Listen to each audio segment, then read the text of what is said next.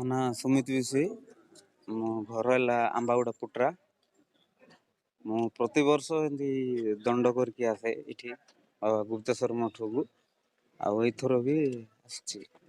କେତେ କିଲୋମିଟର କେତେ ଦୂର ଆସୁଛନ୍ତି? ଏଇଟା ଆମ ଯେଉଁ ଡକ୍ରି ଗାଡ଼ି ଯେଉଁ ତଳେ ଯେଉଁ ସୁକୁନା ନଦୀ ଅଛି ସେଇଠୁ ମୁଁ ସବୁ ପ୍ରତିବର୍ଷ ବାହାରେ ସେଇଠୁ। କଷ୍ଟ ହଉନି? କଷ୍ଟ ହେଉଛି ଏତେ ବି ନା ଜଣା ପଡ଼ୁନି। କ'ଣ ମାନସିକ?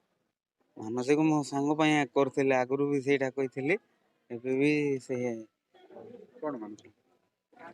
ଏ ସାଙ୍ଗର ଦେହ ଭଲ ନଥିଲା ବୋଲି ସେ ହିସାବରେ ମୁଁ କରୁଥିଲି। ଆଉ ଏବେ ତାର ଭଲ ହେଇଗଲା। ମୁଁ ମାନସିକ କରିଥିଲି ଯେ ମୁଁ ବାବାଙ୍କ ପାଖକୁ ଏମିତି ହେଇକି ଆସିବି ବୋଲି। କେତେ ବର୍ଷ ହେଲାଣି? ଏମିତି 5 ବର୍ଷ ହେଇଛି। କେମିତି? ଠାକୁରଙ୍କୁ ତ ଏଇଠୁ ପୁରା ଦେଖାଯାଉଛି ସେଇଭଳିଆ ଲାଗୁଛି ପୁରା।